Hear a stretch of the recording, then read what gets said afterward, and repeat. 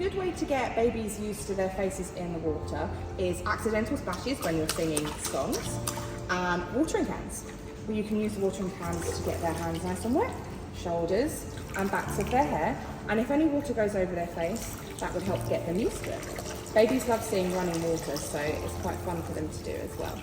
If you don't have watering cans at home, you can use a cup in the bath, just like that. Again, same thing. You can do bits over their hair, over their hands, and encourage them to have a go themselves. Once they get used to it, they'll be more than happy with water going over their face, and they may even start to close their eyes and hold their breath at the same time. When you're in the water, we can do cheek dips. So that is just swinging side to side, so it gets in their cheeks nice and wet in the water. And hopefully they'll be doing lots of splashing as well, splashing themselves.